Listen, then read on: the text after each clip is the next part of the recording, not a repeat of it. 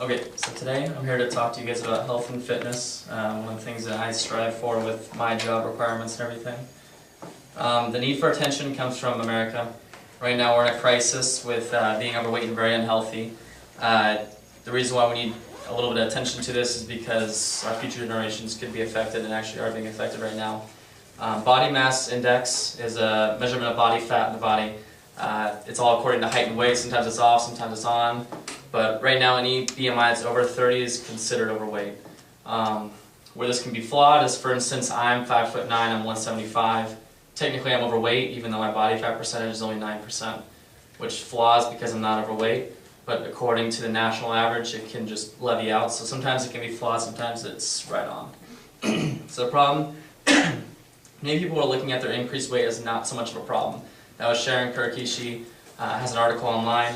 And then according to WebMD, 63.1% of Americans were surveyed according to their BMI, and they're either obese or overweight, which means they're 30 or to 45 to 50.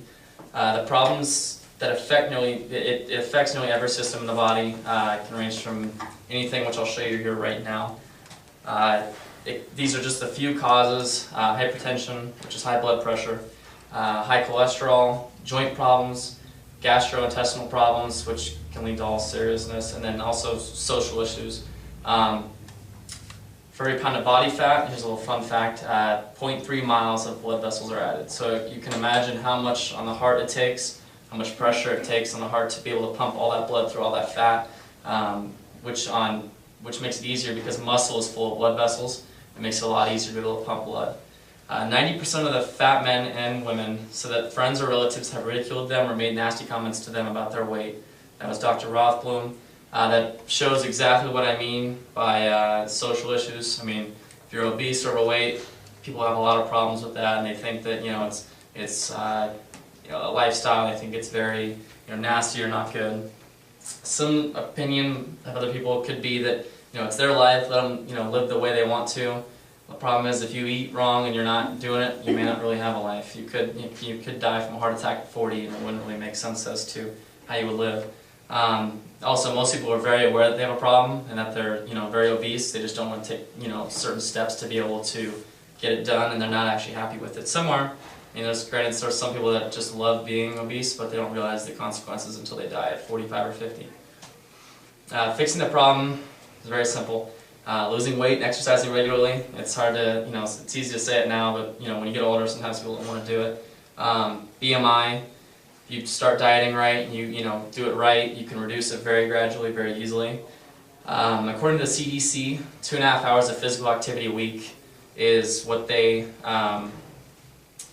suggest for cardio-wise, and then also some muscle lifting 2 days a week. Now, the NFL has done with the Play 60 with kids, or lose 60 minutes of activity per day, which is also what you should be doing. But some people, as long as you're getting that 2.5 hours, the CDC, which they do disease control, which cardiovascular disease happens to be one of their big things, is also a lead killer, is what they recommend for right there. 500 calorie deficit for anybody could be used. I know I did it after high school. I gained weight. I was in football all through high school. I stopped playing football, and then once I found out I wanted to be a firefighter, I needed to lose a lot of weight, and I incorporated a workout routine. I did my BMR, I did all that. Did a 500 calorie deficit each day, and I lost almost 40 pounds within, I think it was 5 months. The opinion other people think, it's, it's not what you eat, it's how much of what you eat. Doesn't make sense because if you go to Jack in the Box and you eat a big sized portion, it's bad, obviously, but even if you still eat Jack in the Box, you only get one burger, it's still Jack in the Box. It still has all the bad stuff in it. Preservatives, I didn't actually show, there's a picture of McDonald's that was left out for 5 months, and it did not decrease in how it looked. It was the exact same. It was left in just plain air, so that's not what you want to put into your body, obviously. I haven't had McDonald's in 2 years, so don't think I don't practice what I preach. But right there, that's a pound of muscle compared to a pound of body fat. Nice. So on the right, that's actually that's full fat. As you can tell, as I was talking about the blood vessels, as you can see, for a pound of muscle, that's full of blood vessels. It's easy to pump, blood through. It's very simple. When you have a pound of fat, pumping blood through that is not really possible, which adds a ton of strenuous work to your heart. Right there, that's all soda. Well, not all soda, but it's a ton of sugar. So for instance, water, of course it has nothing in it, it has no sugar. Sugar also leads to coronary artery disease, cardiovascular disease. It can also give you diabetes, where you'll take insulin every day, 3 times a day possibly. And it's not something you would be very happy with. Big gulp, actually saw somebody with a big gulp today, and I was sitting there, and that's actually, if you diet right, you won't have that much sugar in your body within 2 months. So, the question that Sarah Ace asked, are our lifestyles setting us up for shorter lives, which I think is absolutely true.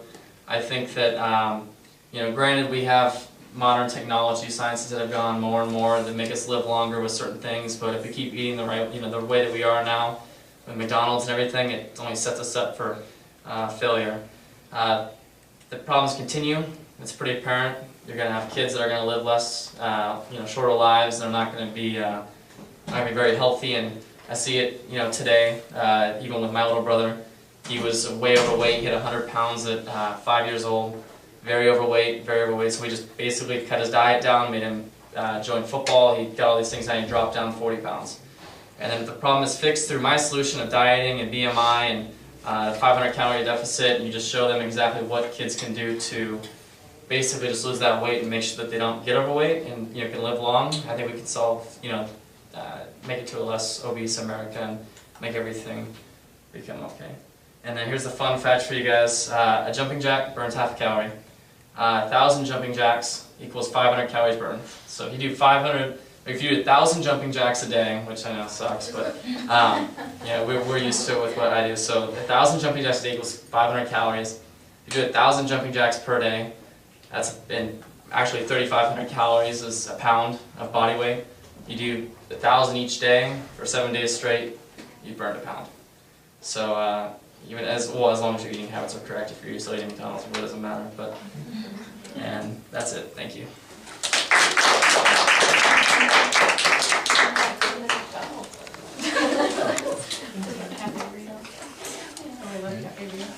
Oh yeah, I ate